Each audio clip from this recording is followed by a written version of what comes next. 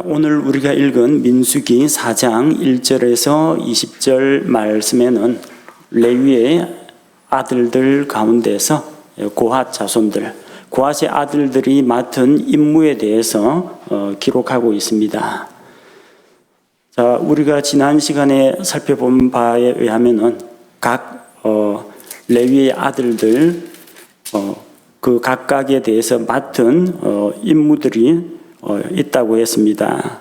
그래서 각각 레위의 아들들이 고핫, 그리고 게르손, 므라리가 어떤 일을 맡고 성막을 중심으로 어느 편에 진을 칠 것인지 그 상세한 내용을 지난 시간에 우리가 살펴보았습니다. 오늘부터는 이제 조금 더 구체적으로 각각의 레위의 아들들이 맡는 임무에 대해서, 성막에서 어떤 일들로 섬기는지에 대해서 같이 살펴보려고 합니다. 자, 오늘 말씀을 보니까 주께서 모세와 아론에게 말씀하십니다. 레위의 아들들 가운데에서 고핫의 아들들의 총수를 그들의 가족들과 그들의 조상들의 집에 따라 조사하라고 했습니다. 단순히 고핫 자손 전체의 숫자를 파악하라 한 것이 아니라 대상이 나오죠.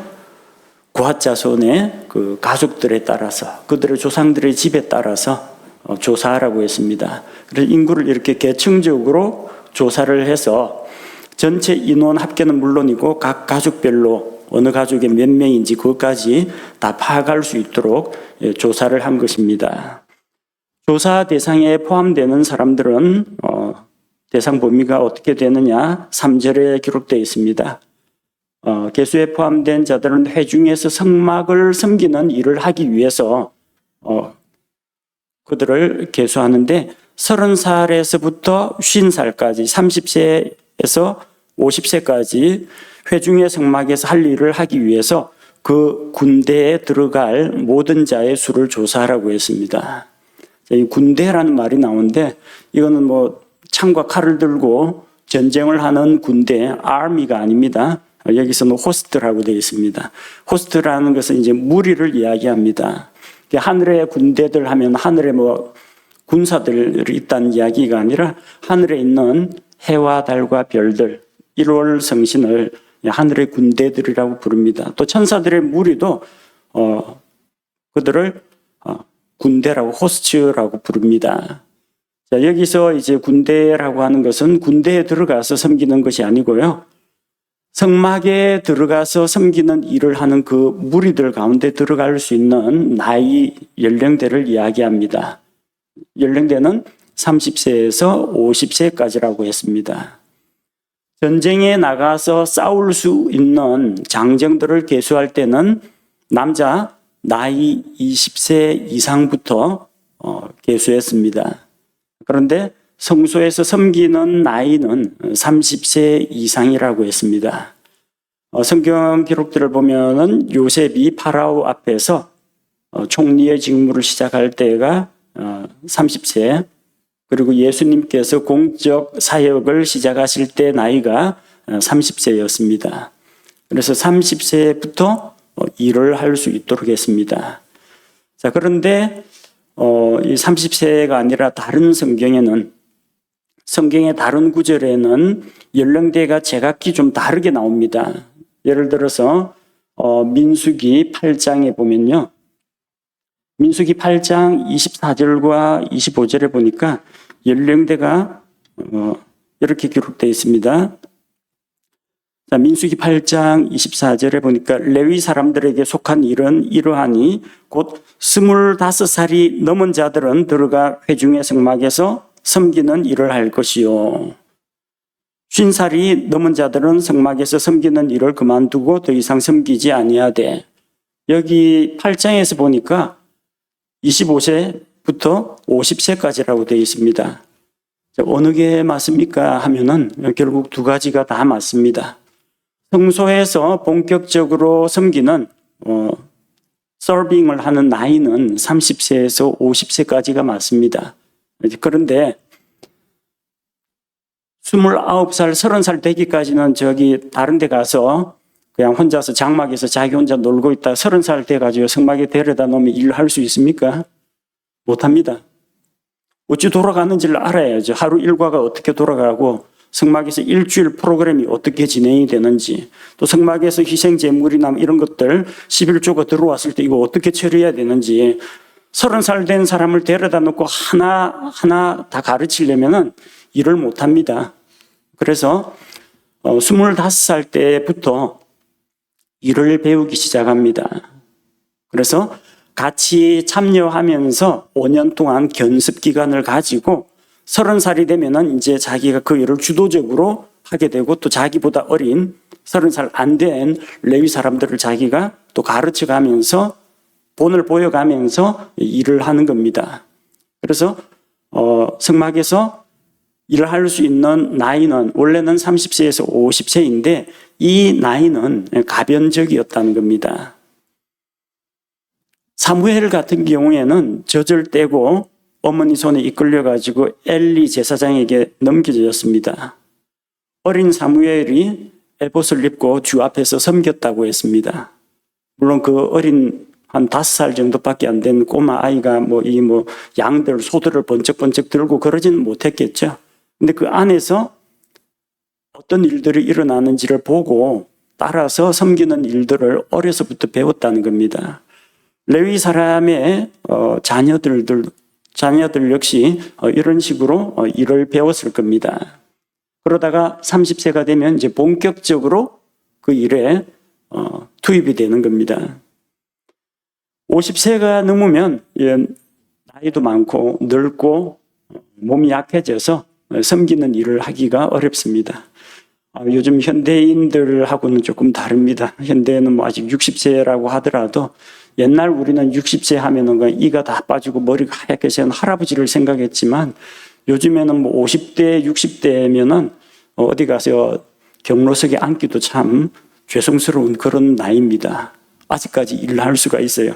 근데 그 당시에는 이게 영양 공급이라든지 의료 기술이라든지 이런 게 발달하기 이전이었기 때문에 50세까지는 일을 할 수가 있는데 50세가 넘으면 이 협동사역은 할 수가 있지만 주도권을 가지고 본격적인 섬기는 일을 하지는 못하도록 했습니다.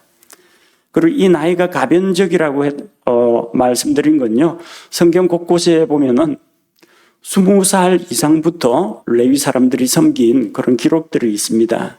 예를 들어서 역대기상 23장 24절 말씀을 보면요, 이 다윗 시대 이야기입니다.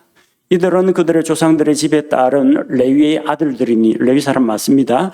곧 그들의 머리수대로 이름수에 따라 계수되어 주의 집에서 섬기는 일을 한 20살이 넘은 아버지들의 우두머리들이더라. 자, 다윗 시대에는 20살이 넘으면 가서 섬기는 일을 했다, 그렇게 기록되어 있습니다.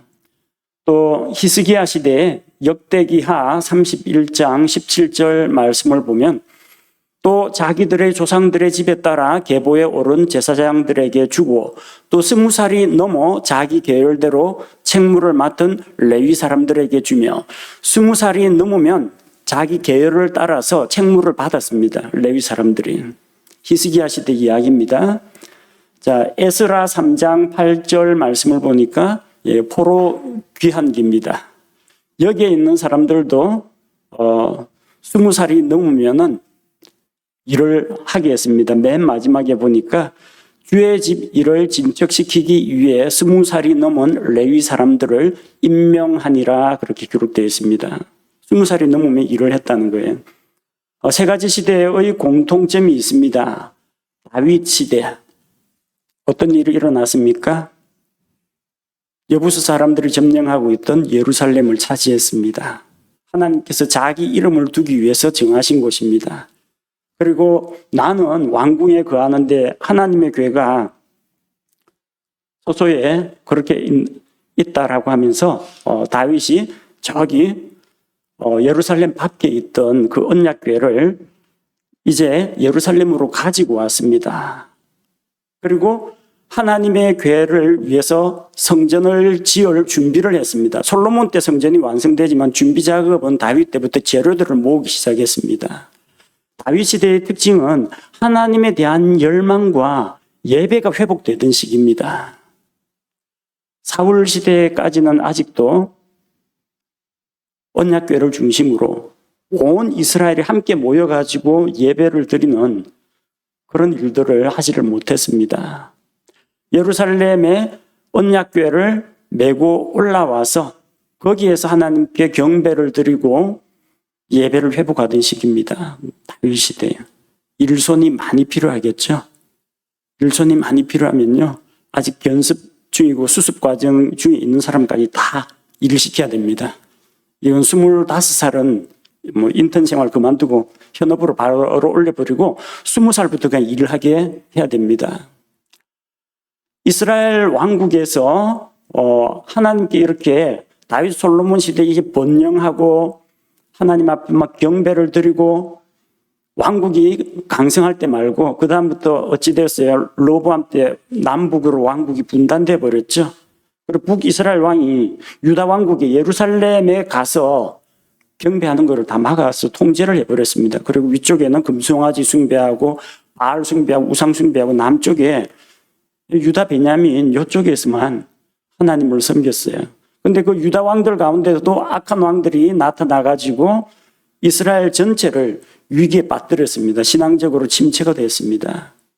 몇몇 왕들이 히스기야나 요시야나 요아스나 이런 사람들이 개혁 운동을 벌이곤 했죠.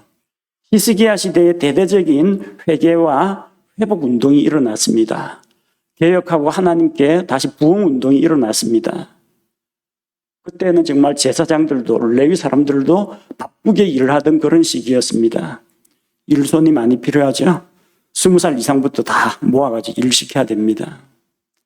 그 에스라의 기록은 바빌론 포로 생활에서 돌아와가지고 예루살렘의 성전을 다시 복구하고 스룹바벨 성전을 세우고 그 다음에 예루살렘 성을 둘러쌌고 우리가 이렇게 천하 만민의 조롱거리, 웃음거리가 됐지만 다시 하나님을 믿는 신앙으로 다시 회복하고 다시 시작하자 해가지고 한창 부흥운동이 일어나던 시기입니다. 이때에도 20살 넘은 레위 사람들을 다 임명해가지고 일을 시켰다는 겁니다.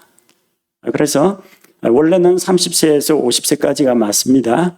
그런데 보통은 25살 때부터 가서 일을 배우도록 했습니다. 아니, 레위 사람들은 어릴 때부터 자기 아버지나 형들이 뭐 하는지를 다 보고 자랐어요. 그래서 정말 일손이 필요할 때는 20살 넘은 레위 사람들을 투입해서 일을 하더라도 무리 없이 일을 할 수가 있었다는 겁니다. 그래서 그 나이가 가변적이었다라는 거. 그래서 마찬가지입니다. 오늘날 어떻게 교회를 섬기고 주님의 일을 하려면 몇 살부터 일을 시켜야 할까요? 제가 어렸을 때는 저는 중학교 3학년 때 처음 교회 다니기 시작했습니다. 예수님을 영접하고 교회 출석을 했는데 고등학교 1학년 때 이제 교회 나온 지 1년 남짓 됐는데 바로 여름 성경학교하고 교사하고 주일학교 교사했습니다. 일손이 부족하니까. 나이 드신 집사님들 다 뽑아가지고 동원해서 일을 시킬 수도 있는데 우리는 학생회 때 주일학교를 가르쳤고요. 나중에 청년들쯤 되면은 이 아래쪽에 주일학교를 능히 맡아가지고 가르칠 수 있을 정도로 훈련을 다 시켰습니다. 언제까지 일을 하느냐 그것도 딱히 정해진 것은 없습니다. 30세에서 50세라고 했는데 나중에 우리 민수기 8장에서 다시 보겠지만 50세 딱 되면 집으로 가는 게 아니고요. 그 형제들과 함께 섬기는 일을 합니다. 다만 주도권을 잡고 일을 하지는 못합니다. 후진들을 양성하고 그 육체 노동이 아닌 그런 일들을 옆에서 도우면서 일을 했습니다. 목회자는 언제까지 일을 해야 하느냐? 30세에서 50세까지 해야 되느냐? 아니면 30세부터 70세까지 해야 되느냐? 딱히 정해진 것은 성경에 그런 나이 제한 기준은 없습니다. 하나님께서 지혜를 주시고 건강을 주시고 분별력을 주셔가지고 감당할 수 있으면은 하나님께서 일 시킬 만큼 시키다가 안 되겠다 싶으면은 아마 쉬게 하실 겁니다. 그래서 이 나이 같은 것이 가변적이라는 것은 이걸 율법처럼 경직되게 이스라엘 회중에게 적용하지 말고 융통성을 두도록 하나님께서 허용하신 것입니다. 그래서 고핫 자손 30세에서 50세까지 계수해서 일을 맡겼습니다. 지난 시간에 우리가 살펴본 것처럼 고핫 자손이 맡은 것은 전체 성막 가운데에서도 가장 중심되는 하나님께 경배하고 하나님을 직접적으로 섬기는 중요한 기물들을, 성소의 중요 기물들을 맡아서 담당했습니다. 고핫의 아들들이 어떤 것을 맡느냐? 4절 말씀해 보니까 회중의 성막에서 지극히 거룩한 것들에 관하여 섬긴다고 했습니다. 성막 가운데 가장 중심이 되는 그런 것들을 그들이 맡았는데 구체적인 내용을 보면요. 5절과 6절에 그들이 해야 될 일이 있습니다. 자, 5절에 보니까 진영이 앞으로 나아갈 때 아론과 그의 아들들이 와서 덮는 휘장을 걷어내리고 그것으로 증언궤를 덮고, 휘장을 걷어서 증언궤를 덮습니다. 이건 레위 사람들이 하면 안 되고요. 아론과 그의 아들들, 제사장들이 해야 됩니다. 자, 증언궤는 지성소에 들어가 있어요. 지성소 안에는 아무나 함부로 들어갈 수가 없습니다. 그래서 제사장들이, 성소 안에 들어갈 수 있는 제사장들이 가서 언약궤와 그와 관련된 것들을 전부 다 예비를 합니다. 다 덮고 나면은 고핫 족속은 나르는 일들을 담당하게 됩니다. 자, 6절 말씀해 보니까 그 위에 오소리 가죽을 덮고, 증언궤 위에 오소리 가죽을 덮고, 그 위에 또 청색 보자기를 펴고, 또 궤 양쪽에 있는 그 금고리에 막대들을 끼웁니다. 그리고 또 성소 안에 있는 중요한 기물들이 있죠. 성소 안에 있는 보여주는 빵 진열하는 상, 등잔대, 그리고 분향 제단, 이런 것들을 고핫 족속이 운반하는 역할을 했습니다. 자, 그래서 이 레위 사람들조차도 지성소 안에 함부로 들어가면 안 되고 언약궤를 함부로 만져서는 안 됐다는 거 우리 기억해야 합니다. 하나님의 영광이 언약궤 뚜껑 위 그룹들의 날개 그늘 아래에 임재했습니다. 그 자리를 우리가 멀시 시트, 긍휼의 자리라고 합니다. 하나님께서 긍휼을 베푸시는 자리. 우리 다른 개혁성경에서는 시은좌, 속죄소 그런 이름으로 불렸는데 거기가 긍휼의 자리입니다. 그 긍휼의 자리에 속죄일에 희생 짐승의 피를 뿌리고, 그리고 하나님께서 이스라엘 온 회중의 죄들을 다 용서하시는 그런 일들이 있었습니다. 대제사장이 1년에 딱 한 번 들어갈 수 있었어요. 레위 사람들이 무단으로 함부로 들어가면 안 됩니다. 그만큼 하나님의 언약궤는 소중하게 다루었다는 겁니다. SMS 사람들이, 블레셋 사람들이 그 수레에 실어가지고 소들편에 보낸 그 언약궤 뭐 들었나 열어보다가 많은 사람들이 하나님의 영광을 침범했다가 죽은 사건을 우리는 잘 알고 있습니다. 그리고 다윗이 처음에 그 언약궤를 모셔 올리려고 예루살렘으로 가지고 오려고 새 수레에다가, 소들이 이끄는 그 수레에다가 언약궤를 처음에 운반했습니다. 그러다가 어찌 됐습니까?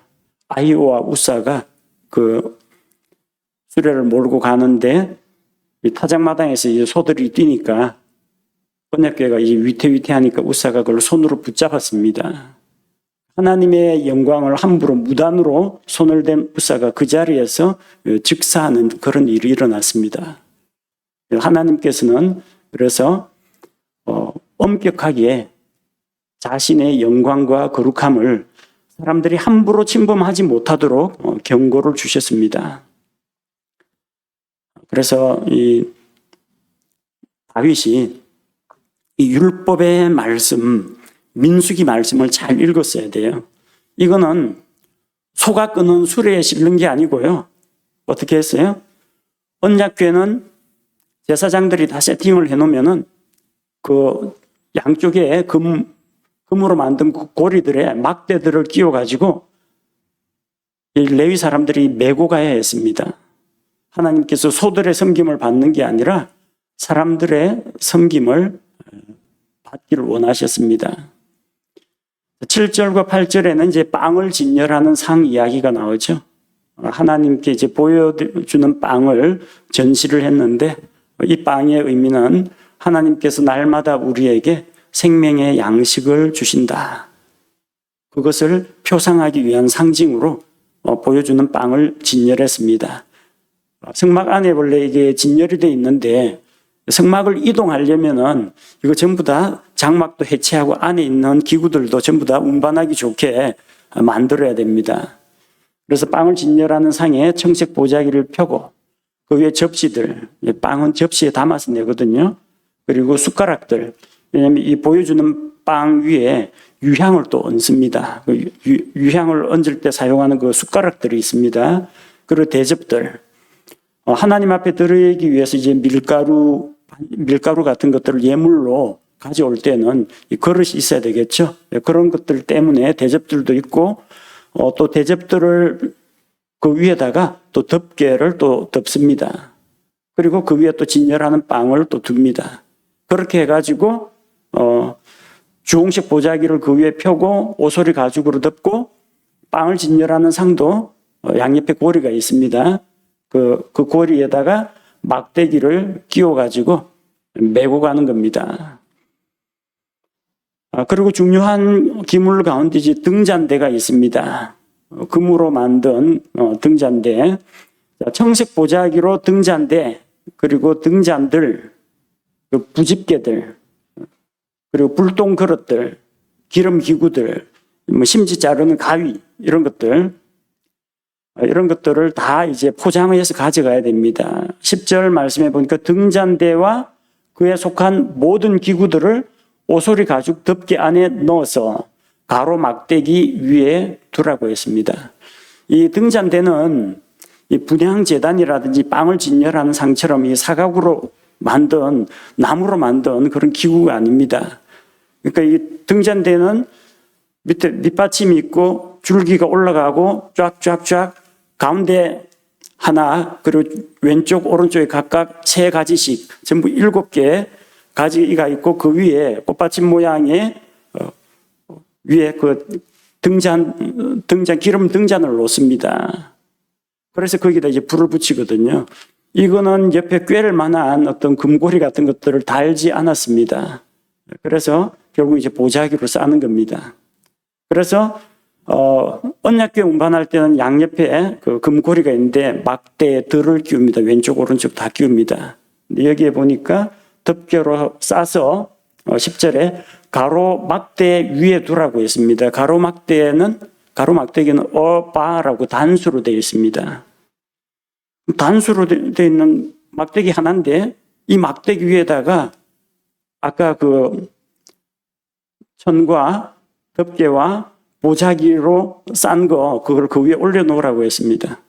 중심 잡기 어렵지 않겠습니까? 가느다란 이 막대기 위에다가 이걸 놓으면은 아마 운반할 때는 그 안에 있는 작은 이제 부품들, 작은 그릇들, 기물들이 있죠. 보자기를 이렇게 해가지고 왼쪽과 오른쪽으로 무게 중심을 맞춘 다음에 그러니까 장대 위에다가 이 보자기를 걸쳐 놓는다고 생각하면 됩니다. 그러면 기다란 장대를 앞사람 뒷사람 어깨에 메고 나아가면 됩니다. 혹은 그 보자기를 매듭을 지은 다음에 매듭 사이에 장대를 꿰가지고 보침에다가 장대를 꿰갖고 이렇게 메고 운반하면 됩니다. 이거는 막대기 하나로 날랐다는 겁니다. 다른 기물들하고 차이점이 있죠. 자, 그 다음으로 나온 게 11절의 금제단인데 성경 읽을 때 그 제단이라는 말 나오면은 제단은 2가지가 있어요. 하나는 성막들에 있는 노수로 만든 번제단이 있습니다. 놋재단 하면 이거 번제단이에요. 근데 금재단 하면요, 이건 분향재단입니다. 이건 성소 안에 있는 겁니다. 희생 짐승들을 태우는 놋재단은 열을 견딜 수 있어야 됩니다. 그러니까 금으로 만들면 안 돼요. 열에 강한 놋을 가지고 그 번제단을 감싸게 했습니다. 근데 지금 이야기하는 금제단이라는 것은 성소 안에서 향을 사르는 분향제단을 말합니다. 금제단 위에다가 청색 보자기를 펴고 그것을 오소리 가죽 덮개로 덮고 제단 옆에 있는 그 제단도 나무로 만든 단상처럼 생겼습니다. 제단 옆에 있는 고리에 막대들을, 여기는 스테이브즈 복수형으로 되어 있죠. 왼쪽에도 막대 꿰고 오른쪽에도 막대 꿰고. 자, 그렇게 해서 사람들이 최소 4사람 이상이 메고 가야 됩니다. 앞쪽에 2장대니까 앞쪽에 2사람, 뒤쪽에 2사람, 그런 식으로 메고 가야 됩니다. 고핫 자손들이 이제 섬기는 내용이 어떤 건지 보면은 되게 중요한 것들을 많이 다뤘죠. 그리고 전부 다 이거는 소가 끄는 수레에 실으면 안 되고 레위 사람들이 몸으로 직접 섬겨야 됩니다. 몸으로 직접 섬기면서도 거룩한 것들을 함부로 손을 대지 않도록 상당히 조심해야 하는 그런 작업이었습니다. 계속해서 12절에도 계속됩니다. 성소에서 섬길 때 사용하는 모든 기구들을 청색 보자기에 싸서 오소리 가죽 덮개로 덮고 그것을 가로 막대기 위에 두라고 했습니다. 자, 여기서도 금으로 만든 제단은 그냥 직사각형 직육면체의 상자입니다. 그래서 막대를 꿰를 수가 있어요. 근데 성소 안에서 섬길 때 쓰는 기구들은 일정한 모양이 없어요. 그래서 보자기 가죽 덮개에 넣어가지고 아까처럼 오소리 가죽 덮개로 덮고 가로막대기 위에 두고 혹은 가로막대기로 그것을 꿰뚫어서 가로막대기 하나로 지금 메고 가는 겁니다. 자, 그 다음에 13절과 14절은 이제 번제단 이야기입니다. 제단에 재를 버리고, 이거 보면 알죠? 제단에 타고 남은 재, 그 안에 있는 장작, 화목들, 그리고 짐승의 고기와 기름들, 이런 것들이 불에 타지 않습니까? 그 재를 다 비우라고 했습니다. 이거 보면은 이 제단은 번제단을 말한다는 것을 알 수가 있습니다. 자, 재를 비우고 제단 위에 자주색 보자기를 펴니다. 그리고 14절에 제단에서 섬길 때 사용하는 기구들, 향로들, 고기 갈고리, 부삽, 대야, 그리고 제단의 기구들을 그 위에 두고 제단 위에 두고 오소리 가죽 덮개로 덮으라고 했습니다. 그리고 제단 옆에 있는 고리들의 막대들을 끼워서 운반하도록 했습니다. 놋으로 만든 번제단 이야기입니다. 자, 여기서 보니까 고기 갈고리 딱 보면은 이것은 희생 헌물을 바치는 번제단이라는 걸 알 수가 있습니다. 한 가지 조금 색다른 게 하나 더 들어있죠. 14절에 보니까 향로들이 나와 있습니다. 향로들. 향을 피우는 화로를 말합니다. 향로들. 왜냐하면 하나님 앞에 들어갈 때 향 연기를 피워가지고 앞쪽이 연기로 가리워서 보이지 않도록 했습니다. 그 때문에 이 향로에는 불을 피워야 되는데 그 불은 번제단에서 불을 취해가지고 향로들을 옮겨 담았습니다. 그걸 가지고 성소 안에 들어가서 그 위에 향을 뿌려가지고 향 연기를 피운 겁니다. 지성소 안에 대제사장이 들어갈 때도 마찬가지입니다. 먼저 번제단에서 향로들을 취해가지고 번제단에 있는 그 숯불을 요 향로에다 붙인 다음에 성소 안에 들어가서 그 향을 사르고 그 다음에 그 성소 휘장을 열고 지성소 안에 들어가고 이 향로를 들고 앞쪽에서 향연기가 올라가서 하나님의 거룩하심을 자기 눈으로 보지 못하게 했던 겁니다. 향로가 왜 저 분향제단에 안 가 있고 번제단하고 같이 있느냐 하면은 번제단의 불을 사용해서 향을 드려야 되기 때문입니다.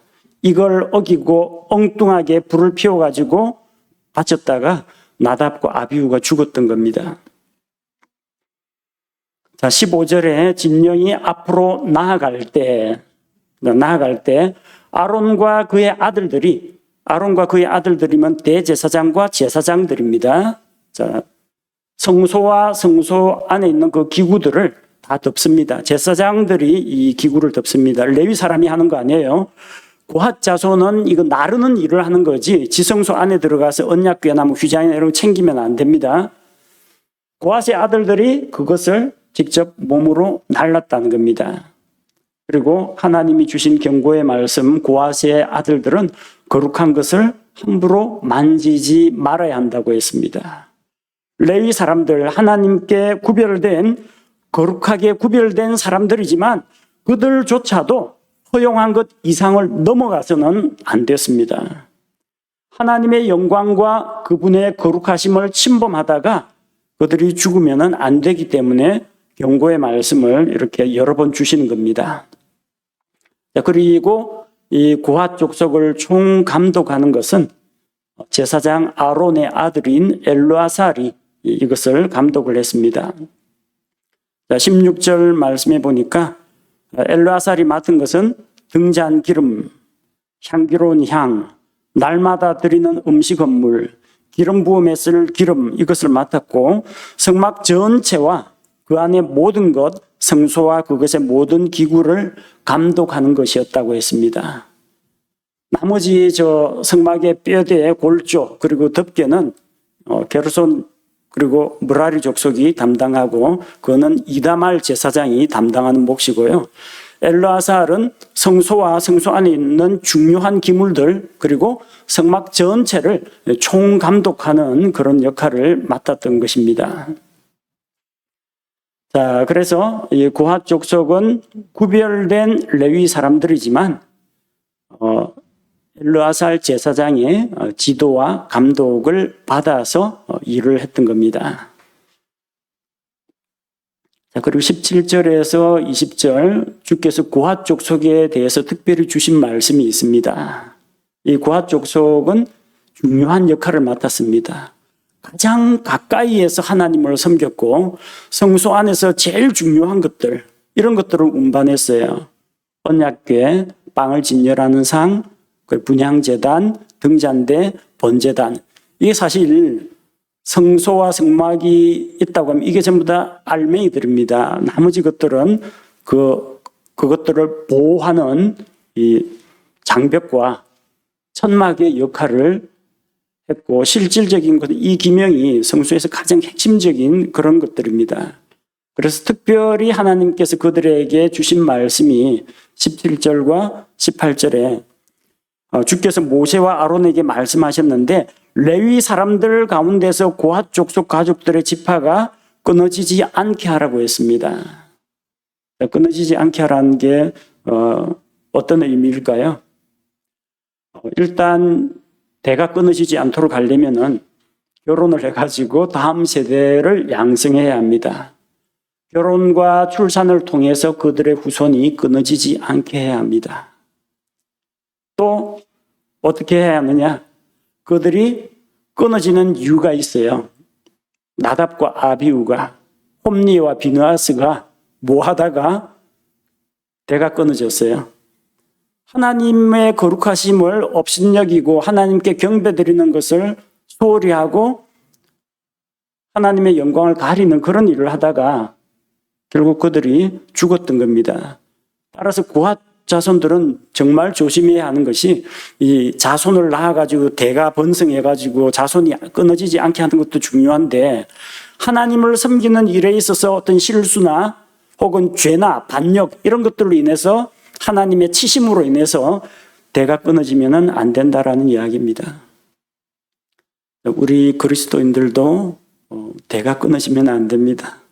좀 다산하고 번성해야 되는데 어째 세계 인구가 갈수록 불신자들 숫자는 조금 늘어나는데 믿는 사람들 숫자는 잘 안 늘어나요. 그쪽은 한 번만 출생하면 되는데 우리는 2번 출생해야 되거든요. 엄마 뱃속에서 한 번 나고 복음의 말씀을 듣고 믿어 성령으로 다시 태어나야 하거든요. 우리 쪽이 더 어려워요. 대가 안 끊어지게 하려면 어떻게 해야 됩니까? 자녀들 믿음 안에서 잘 교육시켜야 돼요. 믿음 떠나지 않도록. 믿음의 가정을 이루도록 해줘야 됩니다. 그리고 죄를 짓거나 또 영적인 침체에 빠지거나 그러지 않도록 잘 보살펴야 됩니다. 그래서 항상 하나님 앞에 나와서 예배하고 섬길 수 있도록 해야 합니다. 우리 그리스도인들에게도 중요한 게 2가지입니다. 신앙 안에서 믿음의 배우자 만나가지고 자녀를 낳아서 믿음의 다음 세대를 이어가는 거. 또 한 가지는 하나님 앞에서 죄를 짓지 말고 하나님의 징계를 받지 않도록, 믿음의 세대가 끊어지지 않도록 고아족속에게 주신 말씀이 또한 우리에게도 적용이 됩니다. 자, 19절, 20절 그 하나님께서 말씀하신 것이 그들이 지극히 거룩한 것들에 다가갈 때 죽지 않고 살게 하기 위하여 그들에게 이와 같이 할지니 곧 아론과 그의 아들들이 들어가서 그들을 각 사람에게 자기의 섬길 일과 나를 짐을 정해 줄지니라.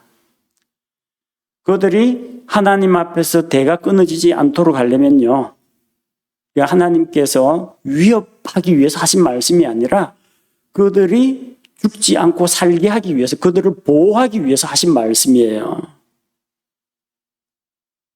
이 아론과 제사장들, 아론과 아론의 아들들이 고앗 족속의 각 사람에게 일을 다 지정해 주라는 겁니다. 너는 무슨 담당, 너는 무슨 담당, 함부로 이거 저거 만지고 이거 제가 가져가도 되면 만지고 하지 말고 할 일, 나를 짐을 딱딱 임무를 명시해서 주라는 겁니다. 그래야 그들이 차질이 없이 자기 것에만 오직 신경 쓰면 됩니다. 다른 사람이 뭘 하느냐 하는 것보다 자기 할 일을 잘 하면은 됩니다. 그만큼 역할 배분을 잘 하라는 이야기예요. 20절 나온 말씀처럼 그러나 그들은 거룩한 것들을 덮을 때에 들어가서 보지 말지니 그들이 죽을까 염려하노라. 결국 이 아론의 아들들도 제사장들도 레위 지파입니다. 그것도 고핫 족속이에요. 고핫 족속이고 이 성소 안에 중요 이 기물들을 운반하는 것도 고핫 족속입니다. 그 중에서 아론의 가문만 하나님께서 제사장으로 이제 부르신 겁니다. 그래서 보면은 다 친척들이에요. 그래서 아론 할아버지 엘르아살 삼촌 해가지고 그거 좀 봐도 돼요 하고 비집고 들어가서 열어보고 이러면 이제 안 되는 거예요. 아무리 가까운 사이라고 하더라도. 제사장들이 지성소 안에 들어가서 언약궤 이런 것들 덮고 휘장 내리고 그거 다 끝날 때까지 함부로 들어오면 안 된다는 이야기예요. 하나님 왜 자꾸 안 보여주고 숨기고 비밀스럽게 하고 그러냐 할지 모르는데 그것이 하나님에 대한 공경, 하나님께 드리는 경배라는 겁니다. 특별히 이제 조심해야 할 것이 하나님 앞에 부르심을 받았다는 사람들이 하나님을 함부로 대하는 그런 경향들이 있습니다. 목회자들 중에도 그런 사람 많아요. 하나님하고 하나님 저하고 저한테 이럴 수 있습니까? 하고 자기가 하나님하고 독대했다는 이런 사람들도 있고 하나님을 막대한 사람들이 있습니다. 나답과 아비후처럼 홈리와 비누아스처럼 하나님을 업신여기는 사람들이 있어요. 최일선에서 하나님을 모시는 고앗 자손들이 자칫 교만한 마음에 너희는 기둥들하고 막대기들하고 천 쪼가리 나르지만 우리는 진짜 중요한 금으로 만든 이런 거 나른다, 이런 교만한 마음 품지 말라고 정말 하나님을 가까이에서 모시는 사람일수록 이게 마음의 준비, 정신무장 이게 잘 돼 있어야 됩니다. 하나님께서는 거룩하신 분이고 사람들로부터 영광을 받기를 원하십니다. 그래서 자신의 영광을 위하여 이스라엘 백성의 경배를 받기 위해서 성막을 만드시고 그들과 함께 이 광야 여행을 하셨습니다. 하나님께서는 이 성막을 섬기는 일에 필요한 각 사람들을 불러서 사용하셨습니다. 어떤 사람은 제사장으로 부르셨고 어떤 사람을 레위 사람으로 불렀습니다. 기능과 역할이 다를 뿐이지 하나님을 섬긴다는 그 일에는 변함이 없습니다. 교회 안에서도 여러 가지 일들이 있습니다. 말씀을 선포하고 가르치는 사람도 있고요. 열심히 시설물을 관리하는 사람도 있고 청소하시는 분도 있고 또 음식을 해서 성도들을 섬기는 분도 있습니다. 누가 더 높고 낮고 누가 더 우월하고 그런 문제는 아닙니다. 각기 맡은 역할이 있고 자기 맡은 일에 성실해야 되고 하나님 앞에서 하나님을 두려워하는 마음으로 섬기는 거, 그게 가장 중요합니다. 자, 고핫 족속이 맡은 것은 성소 안에 중요한 기물들을 운반하는 일을 맡았습니다. 평상시에는 성소 안에 들어갈 수 있는 건 제사장들입니다. 그러나 제사장들이 안에 들어가서 섬기는 일을 하는데 레위 사람들이 없으면 또 안 됩니다. 언제 이거 향을 다 빻고 어디서 또 짠 기름을 또 공수해오고 그리고 그 안에 있는 빵을 또 구워서 운반하고 누가 다 합니까? 제사장 몇 사람 가지고는 안 됩니다. 레위 사람들이 다 도와줘야 됩니다. 그래서 그들이 섬기는 일들을 짐 나르는 거, 몸으로 그냥 메고 나르는 거, 그렇게 낮게 치부해서는 안 됩니다. 그들 자신도 이걸 가볍게 여기서는 안 됩니다. 정말 중요한 일들을 하는 거거든요. 하나님을 가까이 하는 사람일수록 주를 두려워하고 가볍게 여기지 말아야 합니다. 레위 사람들 고핫 족속은 주를 가까이에서 섬기지만 성소 안에 함부로 들어가지 못했고 또 그들은 지성소 안을 들여다볼 수도 없었습니다. 그들이 볼 수 있는 것은 잘 포장된 언약궤, 이 기물들 이런 것들만 볼 수 있었습니다. 이런 일을 계속 오래 하다 보면요, 이스라엘 백성이 행군을 쭉 하다가 한 곳에 정착하면 기둥 세우고 덮고 안에다 짐 들여놓고 또 성막에서 하나님의 영광이 떠오르면은 또 해체해가지고 또 메고 가고 그러지 않습니까? 40년 동안 광야 생활하면서 그걸 했는데 또 그것만 하다 보면은 아마 이 사람들도 지루해지고 나태해지고 타성에 젖을 우려가 있으리라고 생각합니다. 계속 오랫동안 같은 일을 하다 보니까 그냥 습관적으로 하게 될 수가 있어요. 그런 것을 이제 조심해야 됩니다. 내가 하는 일이 무엇인가? 나는 짐짝 나르는 일이 아니다. 하나님의 성소를 운반하는 일이다. 하나님의 영광이 임재하는 그 성소를, 이스라엘 백성의 예배 처소를 내가 나르고 있다. 그렇게 생각해야지 이삿짐 나르는 짐꾼이라고 생각해서는 안 돼요. 자기가 메고 있는 게 아니 지금 다 그냥 청색 보자기 오소리 가죽 덮개로 덮여가지고 안에 뭐가 있는지 보이지 않지만 자기는 지금 중요한 일을 하고 있다는 것을 기억해야 합니다. 하나님 앞에 나와서 예배드리는 우리 역시 마찬가지입니다. 너무나 하나님하고 익숙해져가지고 저도 가끔 그럽니다. 식사 기도하다 보면 어제 식사 기도하고 오늘 아침 식사 기도가 똑같아요. 입에 익은 대로 습관적으로 그 기도가 나오는 거예요. 오늘은 하나님 앞에 어떤 또 새로운 하나님을 높여드리고 하나님의 인도를 구하고 도움을 구할 걸 생각해야 되는데 기도가 타성에 젖어간다라는 그런 생각을 할 때가 있습니다. 너무나 익숙해지고 똑같은 일이 반복되고 하다 보니까 사람이 그렇게 됩니다. 그래도 이제 항상 하나님 앞에서 예배드리고 하나님께 기도하고 또 하나님 앞에 헌신의 시간을 갖고 그럴 때는 하나님 앞에서 경건한 마음을 품고 또 예의를 갖추고 하나님을 존중하는 마음을 품어야 합니다.